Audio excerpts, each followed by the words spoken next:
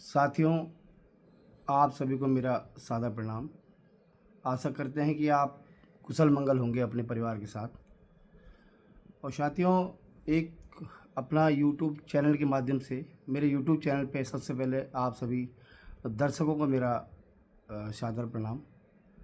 और सभी लोगों तक अपने जो विचार हैं, अपना जो मकसद है, उसको पहुंचाने हेतु मैंने एक यूट्यूब चैनल का जो है बनाया है, जिस पे आप सभी का स्वागत एवं अभिनंदन। तो मैं विगत 20 साल की उम्र से हम लोग ट्रांसपोर्ट व्यवसाय से जुड़े हुए हैं और विश्व का सबसे बड़ा डैम टिहरी डैम पे हमारी संस्था गढ़वाल ट्रक ओनर्स एसोसिएशन वहाँ पे काम कर रही है। और मैं उस Garhwal truck owners association Rishikesh में, जो नटराज चौक के पीछे है, लगभग 15 साल मुझे वहाँ पे कोषाध्यक्ष पद पर रहते हुए जो है अनुभव मिला है और अनेकों लोगों के साथ काम करने का अनुभव मिला है। लेकिन साथियों, जो पुराने हमारे दिग्गज थे जो एक सच्ची लड़ाई लड़ी, जिनके प्रतिनिधित्व में जो है मोटर मालिकों ने बहुत अच्छा पैसा कमाया, उत्तराखंड के मोटर मालिकों ने। और पूरा टिहरी डैम भी इतिहास गवाह है इस बात का।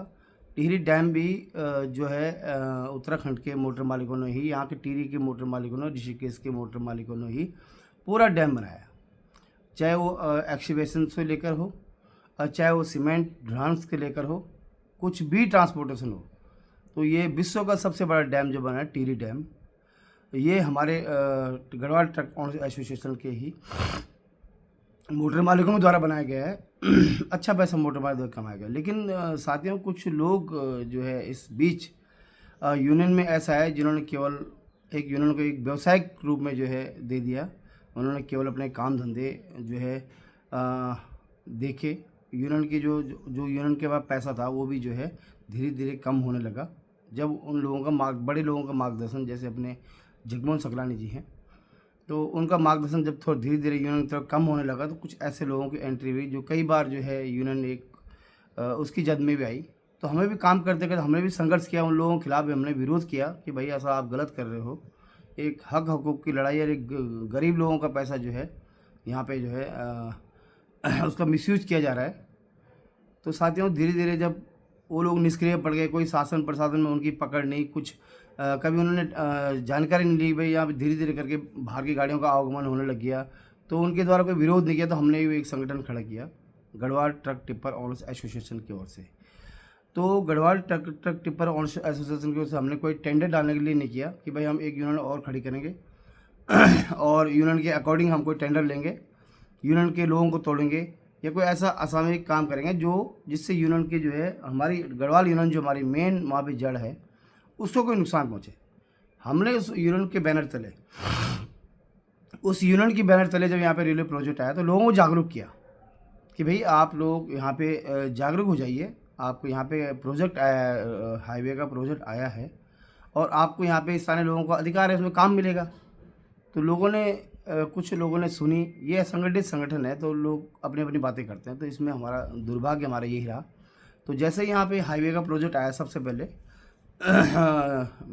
रोडों का जो प्रोजेक्ट आया, तो उसमें हमारे लोग पार्टिसिपेट नहीं कर पाए, क्योंकि हमने पहले बता दिया कि भाई आप आगे बढ़ो। अब आज आप 6 टायर की गाड़ी लेके घूम रहे हो, या तो आप किसी गाड़ी चलने मत दो, या तो आप अपनी गाड़ी खरीदो। आपका दोनों ऑप्शन है। तो ना वो कोई उन गाड़ियों को रोक पाए, ना वो अपनी गाड़ियाँ खरीद पाए। काफ़ी ट्रांसपोर्ट हमारे बीच के, जो कि बेचारे आज घर चले गए। तो रोड का प्रोजेक्ट भी पूरा हो गया। उसके बाद आया रेलवे का प्रोजेक्ट। तो रेलवे के प्रोजेक्ट में यहाँ पे जो है, क्योंकि कंपनियाँ इंटरनेशनल कंपनियाँ, ये लो L&T कंपनी हो गया, मैक्स हो गया, अपना नविगा है और ऋत्विक है और मेगा कंपनी है, ये सब इंटरनेशनल कंपनी है। तो इनके साथ इंटरनेशनल लेवल पे लोग जुड़े रहते हैं। ट्रांसपोर्टर जुड़ा है, वेंडर, बजरी का वेंडर जुड़ा है, सीमेंट वाला जुड़ा है, जितने भी इनके पास प्रोजेक्ट के रिलेटेड काम होते हैं, उसमें सब लोग जुड़े रहते हैं इसमें। तो ये कंपनियाँ जब आई, तो इन वेंडरों को साथ लेके आई यहाँ पे। तो एक गुजरात के जो है यहाँ पे शिवपुरी और आपके ब्यासी में जो है गुजरात की बहुत सारी, कम से कम 60-70 गाड़ियाँ जब यहाँ पे चलनी शुरू हो गई, तो उनको तो 2-4-6 महीने चलना उन्होंने यहाँ पे प्रारंभ कर दिया। तो हमने एक बातचीत करी तो कोई तैयार ही नहीं हुआ। भाई कोई तैयार, भाई क्या करूँ? उनका भाई वो किसी ने, हमारे पास गाड़ियाँ नहीं है, हम करें क्या? बहुत सारे सवाल आदमी के मन में। लेकिन मेरा जो विचार था, मैं अपने विचार के तहत मैंने उन गाड़ियों की एक बार लिस्ट बनाई और परिवहन ऐप में चेक किया तो किसी का इंश्योरेंस ख़त्म, किसी का कागज़ ख़त्म, किसी का परमिट ख़त्म, किसी का कोई ख़त्म। मेरे पास उनका कागज़, पूरी लिस्ट है मेरे पास उनकी। जब कागज़ ख़त्म देखे तो मैंने परिवहन विभाग को एक चिट्ठी लिखी, एसएसपी टीडी महोदय को एक चिट्ठी लिखी और संबंधित थाना चौकी चिट्ठी लिखी, भाई आपके अंडर में ये गाड़ी चल रही है और यहाँ पे यात्रा रूट है, कोई दुर्घटना अगर हो गई तो उसकी जिम्मेदारी कौन लेगा? न उनके ड्राइवर पर हिल लाइसेंस है और न उनके पास उत्तराखंड का टैक्स था। परिवहन विभाग को भी लिखा।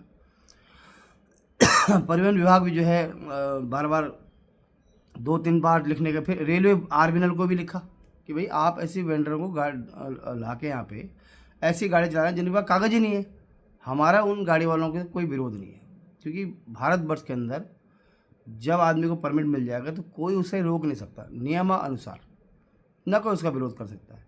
लेकिन हमारा विरोध है कि भाई आप चलिए, यहाँ पे आपका स्वागत है, आपका अभिनंदन है, लेकिन यहाँ का टैक्स भर के, यहाँ का परमिट लेके, इंश्योरेंस करा के, ड्राइवर के पास हिल लाइसेंस लगे, तब आप यहाँ पे काम कर सकते हैं। तो साथियों, 1 साल तक वो पत्राचार, शिकायत, पत्राचार शासन प्रशासन से चलता रहा। फिर मैंने स्वयं एल&टी टनल के बाहर भी उनके खिलाफ धरना भी दिया, तो जिसमें मुश्किल से 2 लोग उस धरने में थे, बाकी हमारे कुछ लोगों ने सहयोग किया, जैसे 5-6 लोगों ने आए वहाँ पे धरना में सहयोग किया। लेकिन विशेष रूप से हम 2 लोग वहाँ पे कम से कम 5 दिन तक बैठे रहे वहाँ पे। जब प्रशासन के ऊपर थोड़ा दबाव हुआ, प्रशासन ने कहा भाई ये बात तो सही है, आरटीओ को दबाव, तो उन्होंने बड़े मुश्किल करके वो 1 साल के अंतर्गत उन गाड़ियों को यहाँ से वापस किया। 1 साल के अंदर। तो उन्होंने 1 साल में कितनी चोरी करी, कितना टैक्स यहाँ पे हमारे राजस्व का नुकसान किया और हमारे गाड़ी वालों को नुकसान किया। तो साथियों, उनसे हमारे व्यापार पे क्या असर हुआ? हमारे व्यापार पे असर ये हुआ कि जब यहाँ पे प्रोजेक्ट शुरू हुआ था तो जो एल&टी कंपनी का जो रेट था वो 2,20,000 रुपये था। 24 घंटे उसमें गाड़ी चलानी होती है 2 ड्राइवरों के साथ में, जिसमें 50,000 तो ड्राइवर का हो गया, बाकी गाड़ी का टायर में 24 घंटे गाड़ी चलती है। तो उन गाड़ी वालों के आने से हरियाणा, पंजाब, मुजफ्फरनगर, गुजरात की जब वो गाड़ियाँ एक साथ आई यहाँ पे, तो उन्होंने रेट गिरा दिए 1,75,000 रुपये। और साथियों, मज़े की बात है कि 1,75,000 में भी वो काम नहीं कर पाए, वो हार के चले गए यहाँ से। कुछ को हमने भगाया, कुछ हार के चले गए, तो लेकिन वो रेट ख़राब कर गए यहाँ पे। आज जो यहाँ पे लोकल गाड़ियाँ प्रोजेक्ट में चल रही हैं तो वो 1,75,000 रुपये में 24 घंटे चल रही हैं और बहुत मरी हालत में चल रही हैं। महीने में 1,20,000 का भी वो काम प्रोजेक्ट में नहीं कर पा रही है, क्योंकि बहुत सख्त ड्यूटी होती है प्रोजेक्टों की और 40-45 डिग्री सेल्सियस में वहाँ पे काम करना पड़ता है टनल के अंदर, जो कि इसमें ड्राइवर को भी जो है इतना मेहनताना नहीं मिल पा रहा है। क्योंकि जब मालिक को ही मेहनताना नहीं मिल पा रहा तो ड्राइवर भी एक मजदूर आदमी। देखो आज इतनी महंगाई हो चुकी है, इतनी महंगाई चरम सीमा पे है कि 22-23 हज़ार में क्या होता है आज के ज़माने में, कैसे ड्राइवर परिवार अपने परिवार को पालेगा? देखो, हमारी चिंता एक स्वयं की चिंता नहीं कि भाई हमारी गाड़ी चलेगी, बस हमारा घर चलेगा और हमारे बच्चे अच्छा पढ़ा खाएंगे पिएंगे और अच्छी पढ़ाई लिखाई करेंगे, इतनी हमारी सोच नहीं है। हमारी सोच ये है जो हमारे साथ ड्राइवर हैं जुड़े हुए, उनका परिवार कैसे चलेगा। जब हम ही पैसा नहीं ले पाएंगे सही, तो हम आगे उनको हम कैसे अच्छी तनख्वाह दे पाएंगे, अच्छी सैलरी दे पाएंगे, अच्छी सुविधाएं दे पाएंगे। तो साथियों, आज ये स्थिति है कि न तो हम उन ड्राइवरों को बेचारों को ठीक से तनख्वाह दे पा रहे हैं जो 45 डिग्री सेल्सियस में काम कर रहे हैं, उनको मेहनताना नहीं मिल पा रहा है, और हमको जो है उसका जो पैसा पूरा नहीं मिल पा रहा है। तो उन गाड़ी वालों ने हमारा रोज़गार तो खोया, साथ में उन्होंने राज्य को करोड़ों रुपए टैक्स की जो है हानि पहुंचाई। तो शुरुआत हमने यहाँ से की Garhwal truck tipper owners association के जो है ध्वज पे जो है हमने जब काम किया तो शासन प्रशासन की आंखें कहीं खुली। और शासन प्रशासन का काम, आरटीओ पुलिस का काम है केवल छोटे ट्रांसपोर्टरों को परेशान करना, क्योंकि उन्हें पता है न इनकी कोई नेता सुनता है, न इनका कोई लीडर है और न इनका कोई संगठन है। ये असंगठित हैं, जितना मर्जी इनको लूट दो, कोई फ़र्क नहीं पड़ने वाला, कोरोना के बाद पहले 500 हो जाए, अब सीधा 1000 रुपये, 100 रुपये का चालान होता था पर्ची वाला, अब सीधा 500 रुपये का। मतलब अगर कुछ जुर्म भी नहीं किया तो 500 रुपये का सीधा खटक से चालान। और चालानों के माध्यम से इतना भ्रष्टाचार उत्तराखंड के अंदर हो रहा है, आप अंदाज़ा नहीं लगा सकते इस बात का। आप इस बात का अंदाज़ा नहीं लगा सकते हैं कि इतना भ्रष्टाचार जो है इससे हो रहा है कि कोई इसका कोई हमारे पास कोई इसका अंदाज़ा नहीं लगा सकते आप। तो साथियों, अपने संगठन से जो है हम लड़ते लड़ते आज जो है फिर हमने एक विचार किया कि अब ये मुद्दा, ये विषय जो है ऋषिकेश तक नहीं रहना चाहिए। अब ये मुद्दा जो है पूरे उत्तराखंड तक जाना चाहिए, क्योंकि ये विषय पूरे उत्तराखंड का है। आज प्रोजेक्ट इस रोड पे है, कल टनकपुर रेल का भी आने वाला है, और आपका बागेश्वर रेल का जो है आने वाला है, आपके हाईवेज बनने वाले हैं। तो हमने धीरे धीरे एक विचार किया और लड़ते लड़ते हमें पास इतनी जानकारियाँ हो गई कि हमने जो है ये संगठन पूरा all Uttarakhand motor transport union के नाम से एक नया संगठन जो है हमने इसका नींव रखी। और अपने राकेश जोशी जी बागेश्वर से, अपने दिनेश बिष्ट जी, और उनके पिथौरागढ़ से अपने राकेश बल्दिया जी, और कर्णप्रयाग से, रुद्रप्रयाग से, श्रीनगर से अपने पूर्व शासन अध्यक्ष अपने भाई। तो उनके माध्यम से जो है एक नई ऊर्जा का संचार हुआ कि उन्होंने बोला भाई साहब ये मुद्दे पूरे उत्तराखंड के मुद्दे हैं, जो हमारे पास मुद्दे हैं पूरे उत्तराखंड के हैं। उसको नहीं कि ऋषिकेश की गाड़ी वालों को लाभ होगा, कोई परिवर्तन होगा, कोई रोजगार मिलेगा तो समस्त उत्तराखंड के लोगों को मिलेगा। क्योंकि उत्तराखंड में अब आने वाले भविष्य में सभी जगह प्रोजेक्ट आने वाले हैं। हल्द्वानी में भी एक डैम है आपका, कई जगह बहुत बड़े बड़े धारचूला में काम है, कहीं रोड का काम है, कहीं के बड़े एक इंफ्रास्ट्रक्चर जो है वो बहुत बड़े रूप में जो है उत्तराखंड में जो है कार्य जिसके चल रहे हैं। तो इसका लाभ जो है उत्तराखंड के जो परिवहन व्यापारी हैं, जो उत्तराखंड का टैक्स भरते हैं, जो सरकार का जो है टैक्स भरते हैं, उनको उसका लाभ मिलना चाहिए। तो उस all Uttarakhand motor transport union में अब लोग हमारे जो मुद्दे रहेंगे, आज तो एक परिचय हमारे परिचय हमने आपसे किया है, क्योंकि सब जगह हम पहुंच नहीं सकते, अलग अलग बात होती है लोगों की। कोई कहता है अपने लिए करते हैं, कोई कहता है कुछ करते हैं, लेकिन हमारा जो कॉन्सेप्ट है वो व्यक्तिगत अपने लिए। जो लाभ गजेंद्र नेगी को मिलेगा वो लाभ उत्तराखंड के हर मोटर मालिक को मिलेगा। उसका जो है लाभ हर मोटर मालिक को मिलेगा। आने वाली पीढ़ी इस काम को लेकर कैसे जुड़ेगी, इसके लिए हम काम कर रहे हैं। हम ये नहीं कर रहे हैं हमने आज कोई आंदोलन करा या आज हमने कोई बात उठाई और किसी सरकार को लेकर ये प्रेरित नहीं है। कौन किस दल का है इससे हमें कोई लेना देना नहीं है, कौन किस जाति का है इससे हमें लेना देना नहीं है, कौन किस क्षेत्र का है इससे हमें लेना देना नहीं है। हमको सिर्फ ये लेना है कि ये उत्तराखंड का रहने वाला व्यक्ति है, उत्तराखंड में इसने परमिट ले रखा है, उत्तराखंड में इसको रोज़गार मिलना चाहिए, उत्तराखंड को ये टैक्स देता है, उत्तराखंड को ये पालता है और उसका रोज़गार है उसको मिलना चाहिए। हल्द्वानी के जो काम प्रोजेक्ट आया वो हल्द्वानी के लोगों को काम मिलना चाहिए। तो पिथौरागढ़ में जो प्रोजेक्ट आया पिथौरागढ़ के लोकल लोगों को काम मिलना चाहिए। जो बागेश्वर में जो काम आया बागेश्वर के लोकल लोगों को उसमें काम मिलना चाहिए। तो हम इस विषय को लेकर हमेशा आगे बढ़ रहे हैं। प्रोजेक्ट जो भी आए और जो DPR है गवर्नमेंट द्वारा हमको बताया जाता है कि भाई अब आप रेलवे प्रोजेक्ट में जब हमने आंदोलन करे तो उनको बताया कि भाई आप DPR जो है अब इसकी DPR जो है बन चुकी है, अब आप इसमें छेड़छाड़ मत करो। तो नेक्स्ट जो मेरा गवर्नमेंट से निवेदन है इस वीडियो के माध्यम से कि नेक्स्ट जो DPR आप बनाएंगे आप अंडर लोडिंग के हिसाब से बनाएंगे, न तो हम ओवरलोडिंग करेंगे और न हम अपने चालान कटवाएंगे। जिसके हमारे पास पूरे कागजात हैं, कौन किस समिति का अध्यक्ष है, कौन क्या है, वो भाई धीरे धीरे आपको छोटी छोटी वीडियो के माध्यम से आपको सारी जानकारी बताई जाएगी। क्योंकि सब तक पहुंचना एक व्यक्ति का बहुत कठिन है और सारी बातें आप तक पहुंचाना, कैसे पहुंचाना है, इसके लिए आजकल सोशल मीडिया का बहुत अच्छा आप उपयोग कर सकते हैं। और अच्छी अच्छी बातें भी सोशल मीडिया पे हैं, ख़राब बातें भी हैं। ख़राब बातों से हम दूर रहेंगे, अच्छी बातों को अपनाएंगे। इसी संकल्प के साथ हम लगातार संघर्षरत रहेंगे और आगे आपको जो है पूरे डॉक्यूमेंट के साथ में आज तो एक थोड़ा एक परिचय हुआ कि भाई हमने कहाँ से 15-20 साल से हम गढ़वाल यूनियन से जुड़े हैं। फिर हमने Garhwal truck tipper owners association बनाए, उसके ध्वज पे हमने जो है रेलवे प्रोजेक्ट में यहाँ पे गाड़ियाँ बाहर करी। यहाँ पे RTI के माध्यम से बहुत सारी जानकारी जुटाई। SSP महोदय, जिलाधिकारी टिहरी महोदय से भी हमने पूरा पत्राचार भेज के, वहाँ से पत्राचार हमारा काफ़ी लंबा चौड़ा चला है। तो इसको लेकर हम आगे इसको लेकर हम आपके साथ जुड़े रहेंगे कि हमारी संस्था ने अब आगे क्या प्लानिंग है और हमारी all Uttarakhand motor transport union क्या कर रही है।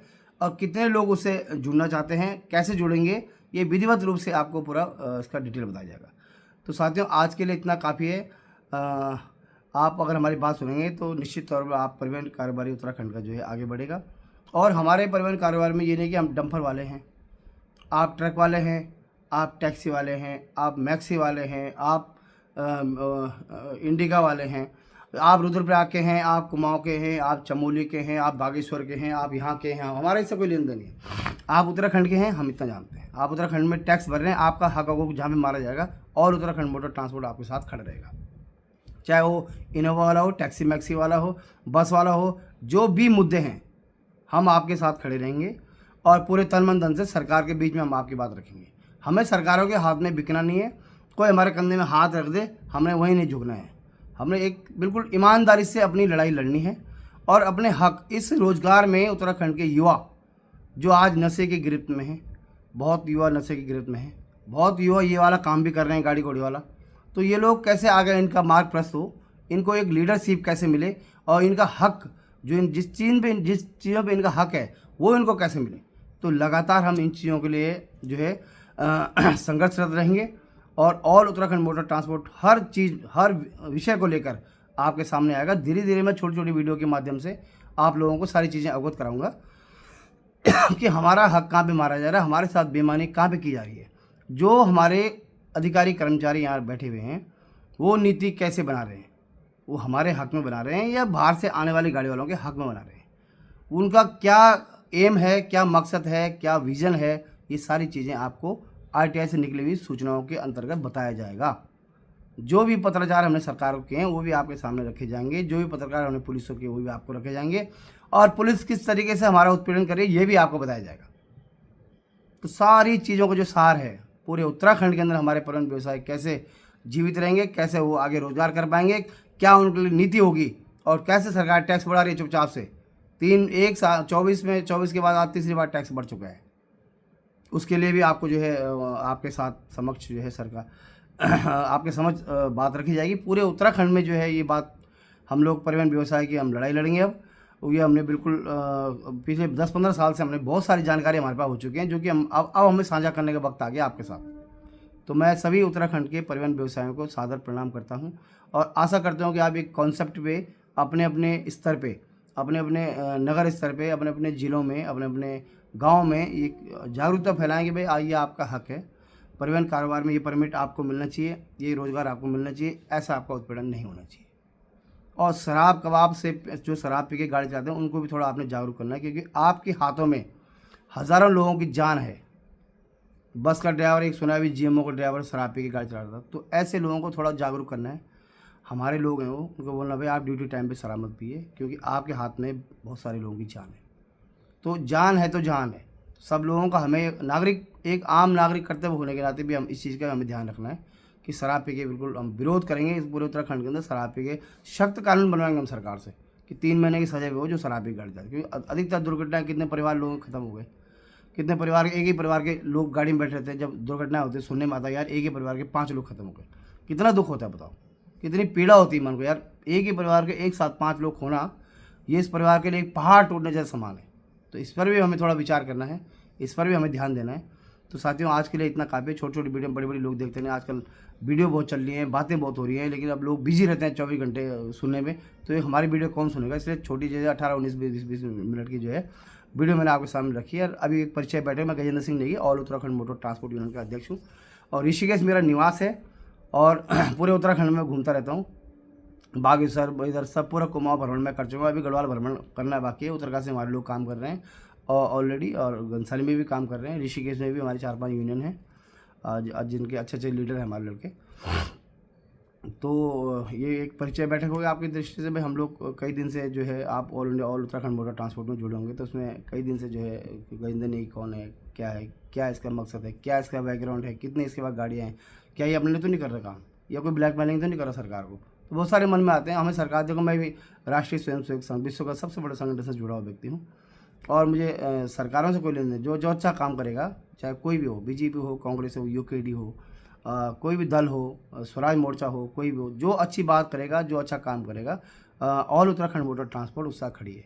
और ऑल उत्तराखंड मोटर ट्रांसपोर्ट बंद हुआ, मंजूर नहीं किसी की, और किसी सरकार उससे कोई कोई हम पे दबाव में ले आए, ऐसा बिल्कुल नहीं होगा। जो अच्छा काम करेगा, जो परिवहन व्यवसायों के हित में आवाज़ उठाएगा, जो परिवहन व्यवसायों के हित में काम करेगा, जो परिवहन व्यवसायों के हित में हमेशा सोचेगा कि इस ये इंडस्ट्री का दर्जा इसको कब मिलेगा और ये इंडस्ट्री जो है कैसे आगे बढ़ेगी, तो ऑल उत्तराखंड मोटर ट्रांसपोर्ट के समस्त उत्तराखंड के परिवहन व्यवसाय उसके साथ रहेंगे। चाहे 2027 चुनाव को लेकर हो, चाहे 2027 में चुनाव को लेकर हम उसके साथ रहेंगे, जो हमारे मुद्दों को सुलझाएगा। अभी धीरे धीरे मुद्दे भी आपके सामने रख जाएंगे, हमारा मुद्दा क्या है, एक एक चीज़ करके आपको यूट्यूब चैनल के माध्यम से समझाया जाएगा। भाई ये विषय हमने रखे हैं और ये विषय गलत हैं तो आप बताइए, राज्यवासियों के हित में हैं या राज्य के हित में हैं या नहीं है, या हम गलत हैं या हमने ये गलत बात रखी है, तो आपके सामने सारी बातें रखी जाएगी और ये बात गलत है तो आप बताइए।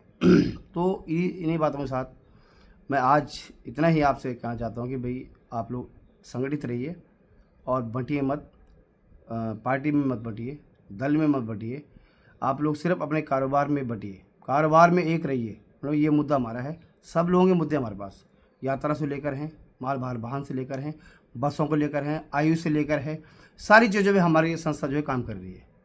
तो मैं साथियों आज के लिए इतना काफ़ी है, मैं फिर अगली जो यूट्यूब चैनल्स के माध्यम से मैं आपसे मिलूँगा, अगली बार मैं आपको एक नई जानकारी दूंगा जिससे हमारा रोजगार प्रभावित हो रहा है, उसको हमको एक साथ कैसे लड़ना है इसकी भी योजना आपको बताऊंगा इस यूट्यूब चैनल के माध्यम से। तो धन्यवाद।